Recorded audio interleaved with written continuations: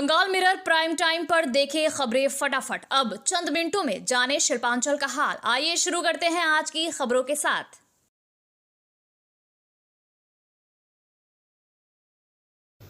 इस न्यूज के title sponsor है Hayat palace world class banquet hall. अन्य स्पॉन्सर है Ramakrishna mission Ashram private ITI। इसके अलावा होटल पायल इन।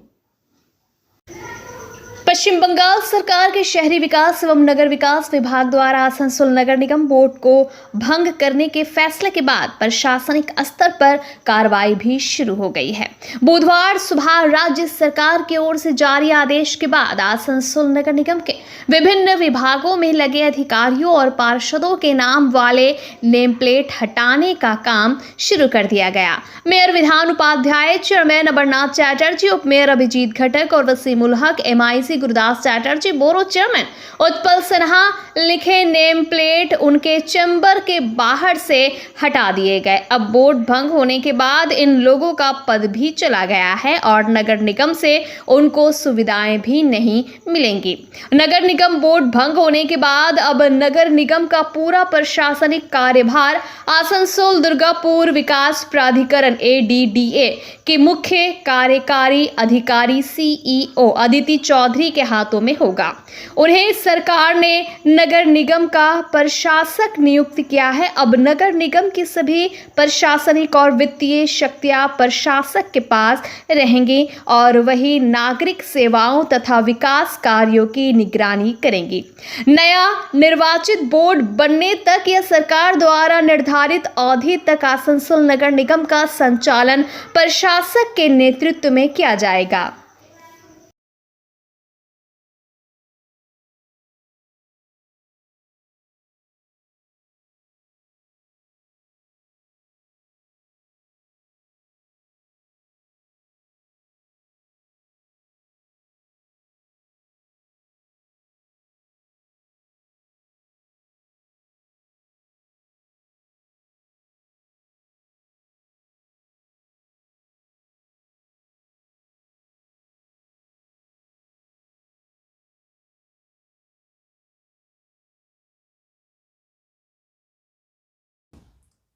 প্রথমত হচ্ছে আমি নিজে জানতাম না যেটা ভাঙা হয়েছে।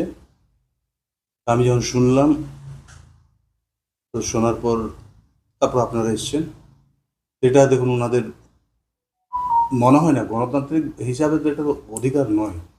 প্রথমত হচ্ছে একজন নির্বাচিত যারা রয়েছে 5 বছরের জন্য থাকে, তো ওনারা একটা চিঠি আমাদেরকে অলরেডি করেছিলেন, কমিশনার অ্যাড্রেস করেছিলেন, তারপর আমাকে দিয়েছেন এবং সেটাতে আমি রিপ্লাইও দিয়েছি গতকালকে। তারপর কাল রাত্রে বা আজকে যখনই ভেঙেছেন, ডিজলভ করেছেন, ওনারা আরও ভালো পরিষেবা দেওয়ার জন্য ডিজলভটা করেছেন। ওনাদের আগাম শুভেচ্ছা রইল এবং আমাকে বা আমাদের যে কোনো কাউন্সিলরকে যদি কোনো দিন কোনোভাবে যদি দরকার পড়ে আসানসোলের মানুষের পরিষেবা করার জন্য, তো নিশ্চিতভাবে আমরা সাথে আছি। কালকে যখন আপনি একটা আমাদের বক্তব্য দিয়েছিলেন, তখন কি আপনার কাছে কোনো নির্দেশ আসেনি? আমি আজকেও জানতাম না, আমার কাছে তো কোনো চিঠি আসেনি। মনে হয় এটা কমিশনারের কাছে, যিনি আছেন তার কাছে এসছে। আমাদেরকে তো না, আরেক যে কোনো কাজে আমাদেরকে মেয়ররা রয়েছে বা বোর্ড রয়েছে, বোর্ডকে বাদ দিয়ে তো ওরা করেছে। ঠিক শ্যামপ্রসাদ মুখোপাধ্যায়ের জন্মদিনও আপনাদের বলা হয়নি এরকম? না, আমি জানতামই না। তো এইভাবে হঠাৎ একটা সেটআপ সরে গেল, কতটা অসুবিধার মধ্যে পড়তে পারে পাবলিক বা সাধারণ মানুষ বা কর্পোরেশন? দেখুন, অসুবিধাতে মনে হয় পড়বে না বলে তো ওনারা চিন্তা ভাবনা করেছেন। ওরা চাইছেন আরো ভালো পরিষেবা দেওয়ার জন্য, তো নিশ্চিতভাবে ওরা আরো ভালো সেটআপ তৈরি করে রেখেছেন। এই প্রশাসনের বসার আগে আর কি পরিষেবায় কিছুটা খামতি হয়েছিল মনে হচ্ছে? দেখুন, এটা বড় কর্পোরেশন,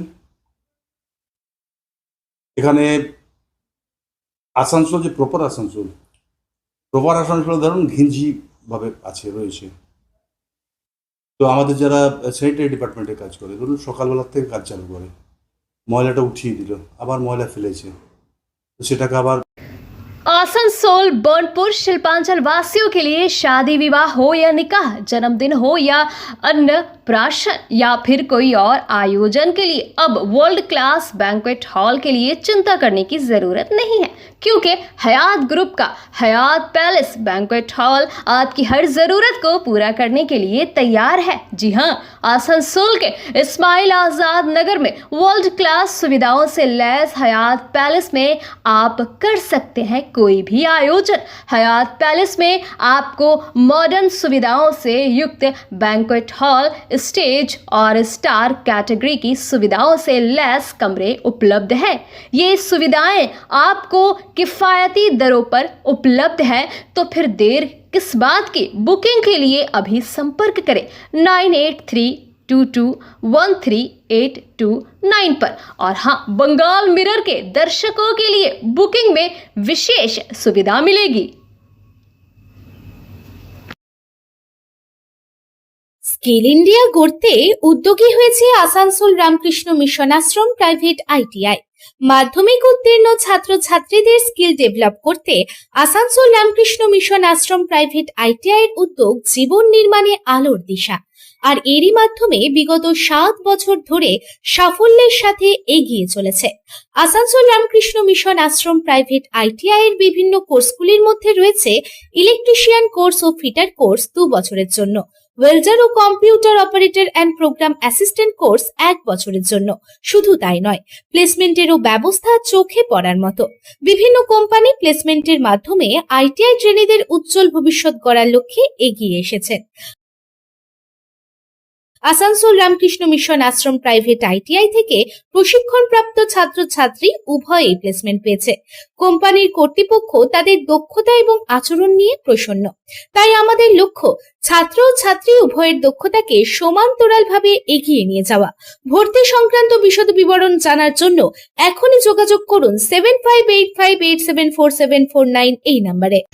आसनसोल और बांकुड़ा को बनपुर में नेहरू पार्क के पीछे दामोदर नदी पर बना बांस का पुल ही जोड़ता है। यहाँ से रोज बांकुड़ा और पुरुलिया से हजारों लोग बनपुर और आसनसोल आते हैं, अधिकतर कामकाज के सिलसिले में तो कुछ पारिवारिक रिश्तेदारों के पास।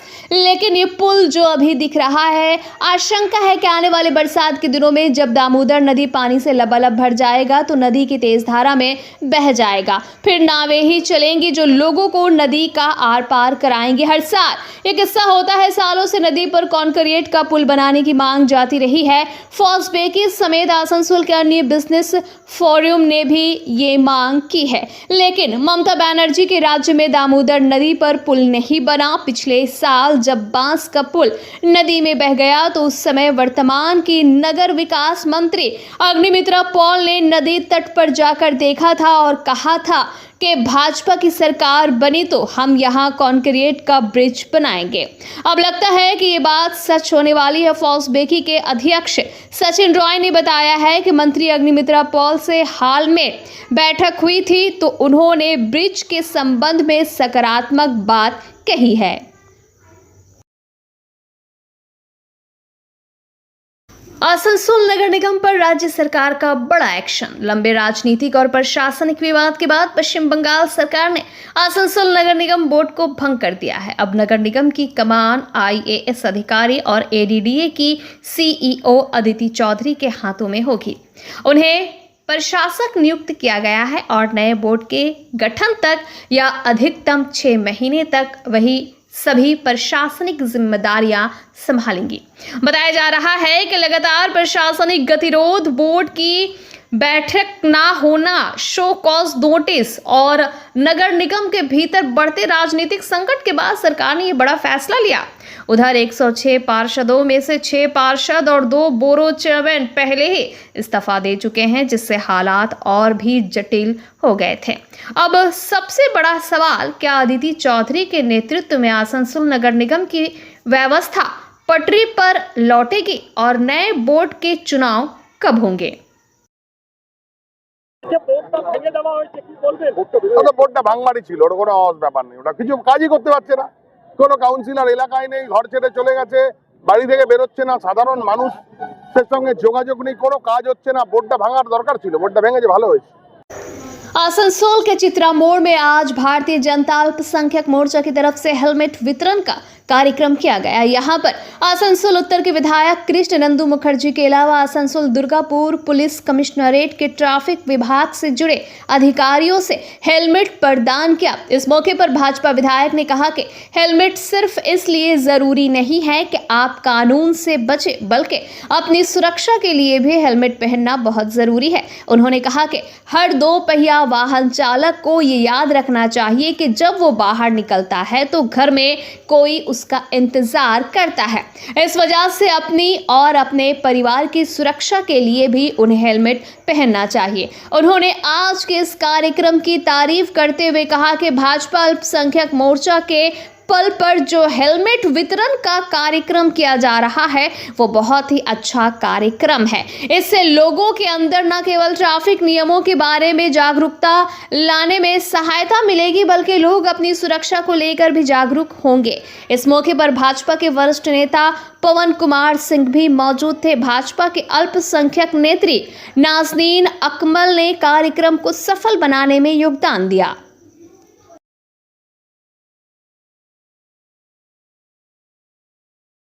এখানে পৌঁছাবার জন্য আজকে এইরকম একটা পরিকল্পনা যে নিয়েছেন আমাদের ছোট বোন, তার জন্য তাকে ধন্যবাদ জানাই। দেখুন, প্রাণ মানুষের একটা, আমরা সবাই হেলমেট ব্যবহার করি, গাড়ির পাশে ঝুলিয়ে রাখি। হেলমেটটা রয়েছে গাড়িতে, গাড়িতে পড়ি না, মাথায় লাগাই না। আরে প্রাণটা তো আপনার নিজের, প্রাণটা চলে গেলে মায়ের কোল খালি হবে, আপনার বিধবা পত্নী বিধবা হবে, আপনার বাচ্চারা, গুরুজন যারা রয়েছেন, আপনি যাদের, আপনার মা বাবার ক্ষতি হবে, আপনার বাচ্চারা কান্নাকাটি করবে, আর কারোর কিছু যাবে না। তো নিজের প্রাণটা যাতে অঘরে চলে না যায় তার জন্য হেলমেট পরা। প্রচুর ফোন আসে আমার কাছে, আমাকে পুলিশ ধরেছে দাদা কি জন্য, আমার হেলমেট নেই। আমি না, কোনো ফোন নেই, হেলমেট আমি আবার ফোনটা দিন, ফোনটা দেয় যে অফিসার থাকে, আমি ওকে ফাইন করুন, এখনই ছাড়বেন তো নাই, ফাইন করুন। এবং আমি সমস্ত নেতৃত্বকে বলছি, হেলমেট ছাড়া কেউ যদি রাস্তায় চলে, কোনো ফোন যদি আসে, কোনো রকম এন্টারটেইন করবেন না।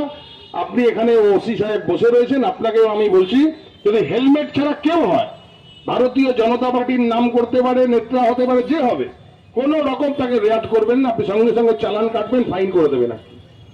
আমি প্রশাসনিক কর্তা, আমি জনপ্রতিনিধি হিসেবে এটা আপনাকে বললাম, আপনারা এটা ইমপ্লিমেন্ট করবেন। আর কেউ ফোন করবেন না, আইন পালন করুন, গাড়ির যে আছে নিয়ম কানুন সব মেলে চলুন। কই কলকাতাতে তো বিনা হেলমেটে চলেন না, তাহলে আসানসোলে কেন চলবেন? ওখানে মানুষ অভ্যস্ত হয়ে গেছে আর কি, তো এখানে অভ্যাস করতে হবে আমাদের। আরে প্রাণটা তো আপনার, তাহলে হেলমেট পরুন, হেলমেট পরার অভ্যাস করুন। আমরা এটা প্রতীকী যে অনুষ্ঠান হচ্ছে হেলমেট দেওয়ার, তার মানে তার মাধ্যমে আমরা বোঝাতে চাইছি যে আপনারা সবাই হেলমেট পরে বাইকের সওয়ারি করুন। তাহলে আজকের এই দিনে অনেকক্ষণ ধরে আপনারা রোদের মধ্যে দাঁড়িয়ে আছেন, আজকে আর বিলম্ব না করে पश्चिम बर्दवान के देंदुआ स्थित शकंबरी ग्रुप की एलिफेंट फैक्ट्री में आज मजदूर आंदोलन के दौरान बड़ा हंगामा देखने को मिला। सरकार द्वारा निर्धारित न्यूनतम वेतन, पीएफ, ईएसआई, सुरक्षित कार्यस्थल और 8 घंटे की ड्यूटी की मांग को लेकर मजदूर कई दिनों से आंदोलन कर रहे हैं। आज फैक्ट्री प्रबंधन और मजदूरों के बीच बातचीत चल रही थी, तभी भाजपा के कुछ नेता और कार्यकर्ता मौके पर पहुंच गए।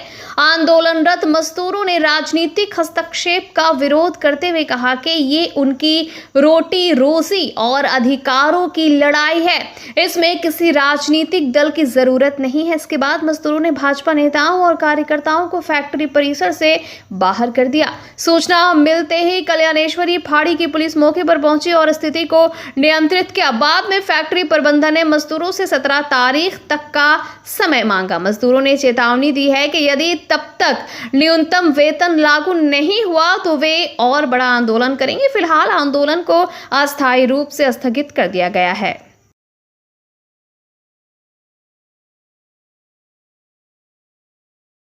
8 তারিখ 8 জুলাই আমরা সে আগামী দিন যখন আমরা 22 তারিখ আমরা যখন ঘেরাও করি, তো আমরা এটা বলেছিলাম যে আপনি বলুন কখন হয়ে যাবে। তো আমরা যেটা বুঝি যে জুলাই ইনক্রিমেন্টটা হয়, সেই জুলাইয়ের ইনক্রিমেন্ট আমরা ভেবেছিলাম 1 তারিখ থেকে লাগু হয়ে যাবে। তারপরে আমরা দেখলাম 1 তারিখে হচ্ছে না, তখন আমরা একটা পোস্টার দেখলাম যে 8 তারিখে মানে প্রত্যেকটা লেবার আওয়াজ, কোনো ইউনিয়ন না, ঠিক আছে, আমাদের কোনো ইউনিয়ন নেই, তো এইবারে প্রত্যেকটা লেবার রেডি ছিল যে 8 তারিখে আমরা জিজ্ঞাসা করবো।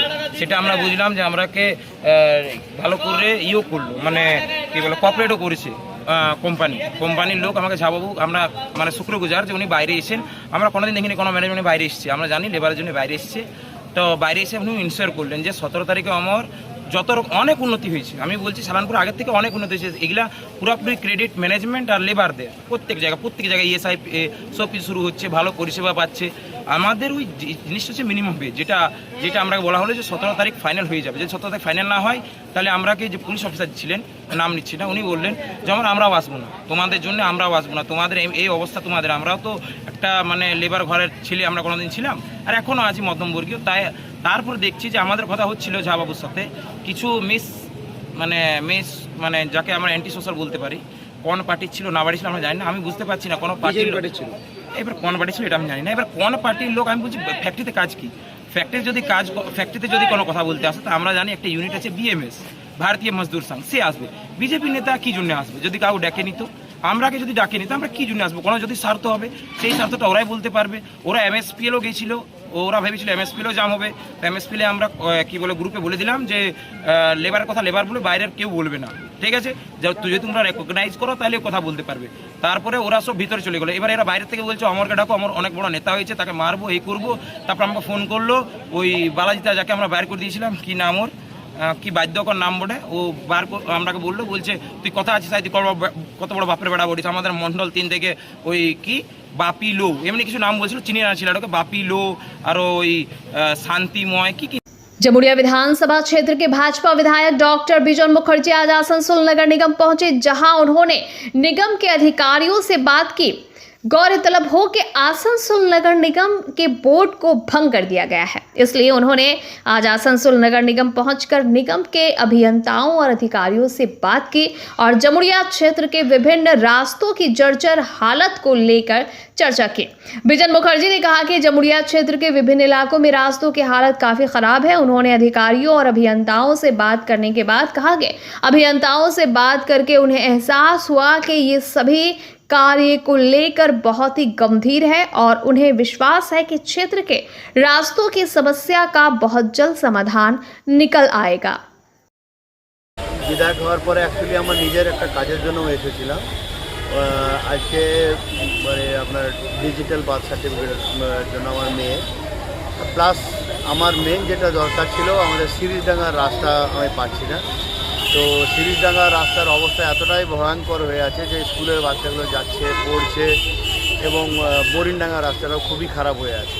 তো সেই জন্য আজকে বেসিক্যালি আমি বলতে এসেছিলাম যে আমাদের সিরিজডাঙ্গার রাস্তা আপ টু পুলিশ স্টেশন অবধি এবং হুরমাডাঙ্গা রাস্তায় বিভিন্ন রাস্তা যেগুলো খারাপ অবস্থার আছে সেগুলোকে আমরা কীভাবে মেরামত করতে পারি এবং এই বর্ষাকালের জন্য বা পরবর্তী ভবিষ্যতের জন্য যাতে এটাকে পার্মানেন্ট কিওর করা যায় সেটার জন্য আজকে ডিসকাশন করার জন্য এখানে এসেছিলাম। তো ওনাদের সঙ্গে আমার যেটা কথা হলো, ওনারা যত শীঘ্র সম্ভব ওনারা বললেন যে আমি এই রাস্তাটাকে যাতে ঠিক করা যায় আমরা দেখছি, এবং আমিও বললাম যে আমাদের দিকপুর গ্রামের রাস্তাও প্রচণ্ড খারাপ আছে, দিকপুরের রোডটাকে প্রচণ্ড ট্রাফিক গাড়ি যায়, সেই রাস্তাগুলোকে কীভাবে করা যায়। তো ওনারা কথাটা মনোযোগ দিয়ে শুনে এবং ওই ইঞ্জিনিয়ার সাহেবের সঙ্গে আমার কথা হলো, যিনি এখন এক্সিকিউটিভ অফিসার সাহেব রয়েছেন তার সঙ্গে কথা হলো। তো এবং আলোচনা করে এটা মনে হলো যে তারাও চেষ্টা করছেন যাতে এটাকে খুব জলদি যাতে করে দেওয়া যায়। আজকে বোর্ড ভঙ্গ হয়েছে, তো সেই কাজগুলো উন্নয়নের কাজগুলো কি? হ্যাঁ, উন্নয়নের কাজগুলোর জন্য দেখুন যেটা প্রথম এখন দরকার, আমি যে মায়েদের সঙ্গে কিছুক্ষণ আগেই কথা বলছিলাম, ওনাদের অনেকের তিরপলের দরকার ছিল, তো আমি সেটা নিয়েও কথা বললাম। তো ওনারা বললেন যে তিরপল আমরা সমস্ত বোরোতে পাঠিয়ে দিচ্ছি, বোরো অফিসে যেয়ে ওনারা সেখান থেকে তিরপল কালেক্ট করতে পারেন। বাকি বোরো চেয়ারম্যানরা ওনারা যদি সই করবেন, না হলে আমরা যারা এমএলএ আছি তারা সই করব। মানুষের যাতে অসুবিধা না হয় যেমন করে আমরা কাজটাকে হোক চালু রাখবো। কারণ প্রশাসন যখন আমাদের মিউনিসিপ্যাল কর্পোরেশনের কোনো কাজই করছিল না, বাইরে পালিয়ে গেছিলো, আপনার কাউন্সিলর থেকে পাওয়া যাচ্ছিল না, তখন আমরাই কিন্তু সেখানে ছিলাম। পঞ্চায়েতরা আমরা যেমন প্রত্যেকটি পঞ্চায়েতকে আমরা অনুরোধ করেছি যে আপনারা নিজেরা কাজ করুন, এবং কিছুদিন আগে যখন আমরা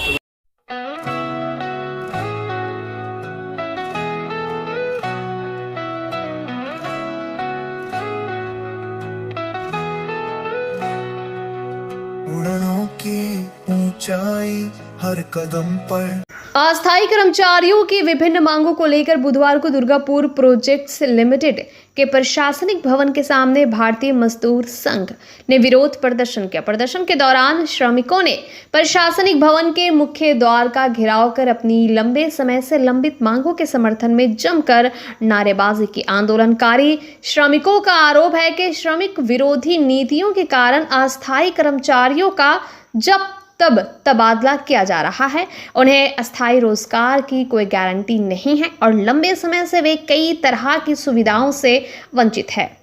बीएमएस ने मांग की कि डीपीएल अस्पताल के इंडोर विभाग को तत्काल दोबारा शुरू किया जाए।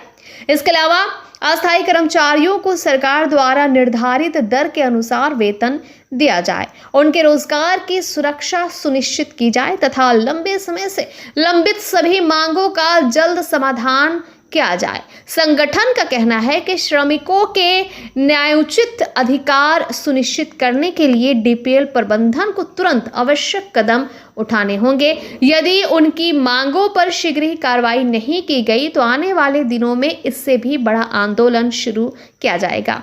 प्रदर्शन के बाद आंदोलनकारियों ने डीपीएल प्रबंधन को अपनी मांगों से संबंधित एक ज्ञापन सौंपा।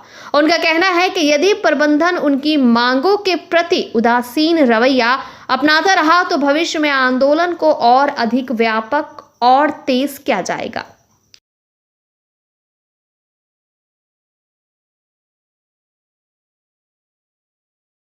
बंगाल मिरर न्यूज़ देखने के लिए सभी दर्शकों को धन्यवाद। आप हमें अपने सुझाव दे सकते हैं हमारे व्हाट्सएप नंबर पर। हमारा नंबर है 7047958258। हमारा दूसरा नंबर है 7908186164।